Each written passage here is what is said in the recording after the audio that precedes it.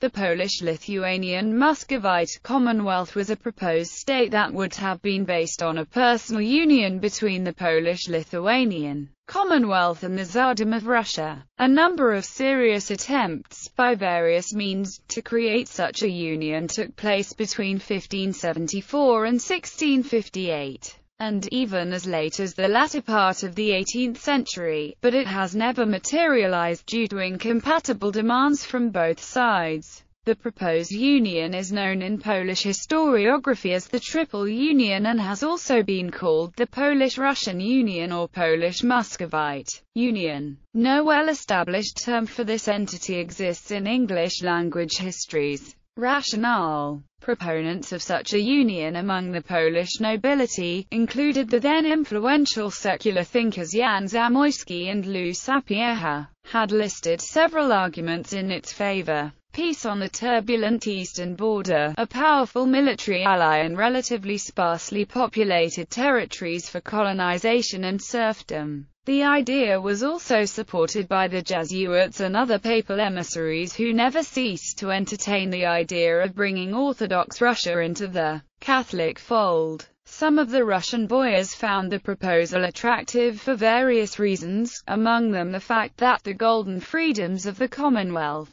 if applied in Russia, would weaken Tsar's power and thus grant the Russian nobility a much higher status than they had enjoyed previously. The proposals of that time revolved around introducing a personal union between the Commonwealth and Russia, and various economic and political agreements, up to the creation of one country. Using the framework of that led to the creation of the Polish-Lithuanian Commonwealth in the first place. However, all proposals presented by the Polish side were rejected by the Russian Tsar. The most promising negotiations took place during 1600, when a Polish diplomatic mission led by Lou Sapieha arrived in Moscow. Sapieha presented to Boris Godunov an elaborated idea of a union between Poland, Lithuania and Russia. The subjects of both rulers were to be free to serve the other ruler, travel to his country, contract marriages with the other ruler's subjects, own land and go to study in the other ruler's country.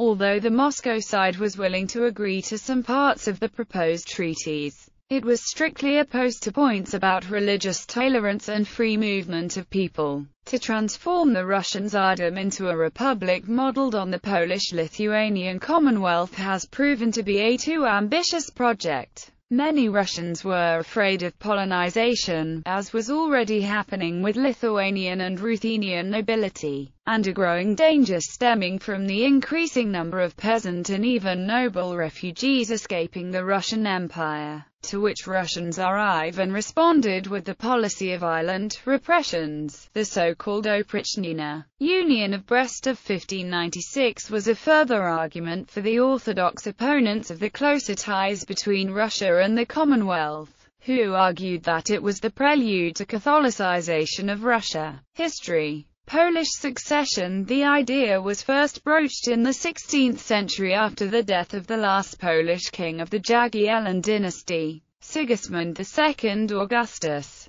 Tsar Ivan IV of Russia became a popular candidate among the Polish nobility. He had substantial support in Poland, especially among the lesser and middle nobility, who saw in him an opportunity to limit the growing power of the Polish-Lithuanian magnates. During the interregnum, 2 diplomatic missions were sent from Poland to Moscow to hold discussions. The negotiations failed, due to hostilities resulting from the Livonian War, territorial demands by Ivan, and decision by Ivan that Russian side will not lower itself to the level of other European monarchies and send a diplomatic mission to Poland, begging for him to become a king. During the Second Interregnum, in 1574, candidature of Ivan IV was even highly regarded in Poland. However, the Moscow diplomatic mission that arrived in Poland had no orders nor prerogatives to negotiate this matter. Eventually the disappointed pro-Ivan faction, represented by Jan Sierakowski, issued a statement in Sejm,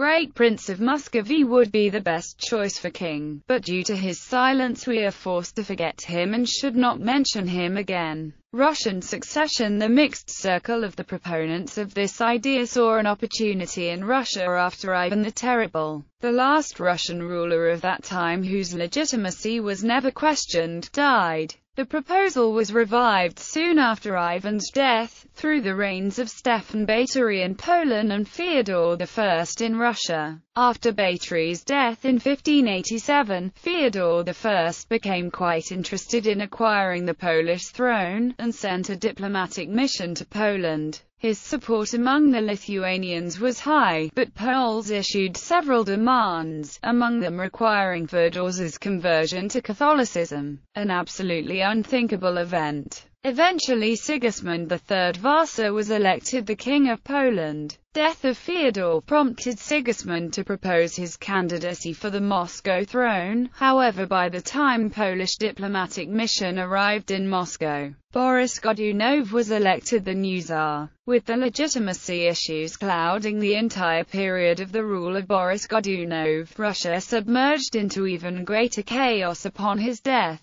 The Russian time of troubles, which was accompanied by a decisive Polish armed intervention, or the Polish-Muscovite War, commonly referred to in Russia as the Polish intervention in the end 17th century. In the course of the Polish-Muscovite War, the Polish Prince Vladislav IV Vasa was briefly elected a Russian Tsar among other such strange developments like enthronement and short reign of false Dmitry I, an impostor of Tsar Ivan's son. The idea was again proposed in 1656 to 1658. When Moscow suggested that one of the points of negotiations would be the election of the Russian Tsar for the Polish throne. This time it was the Polish side which presented demands that eventually discouraged Russians from pursuing this project. Proposal of the last Polish king. Finally, the idea returned in the 18th century, when the last Polish king Stanislaw August Poniatowski attempted to save the Polish state by proposing a marriage between himself and Russian Empress Catherine the Great.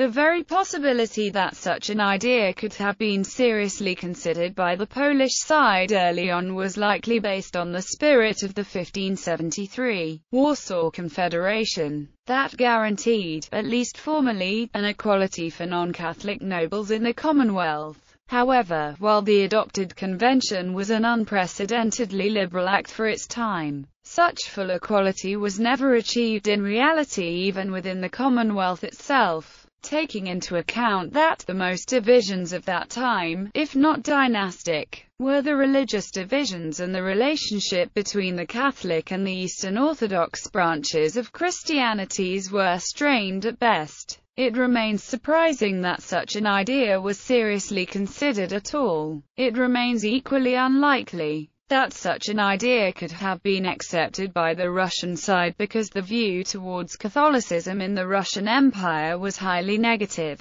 Thus, while the idea of a Polish-Lithuanian Muscovite Commonwealth was supported early on by some progressive and secular Polish diplomats, in the end the efforts of the few could not overcome Russian opposition to Catholicism and the fear that such a union would spell Catholic domination over the Orthodox religion.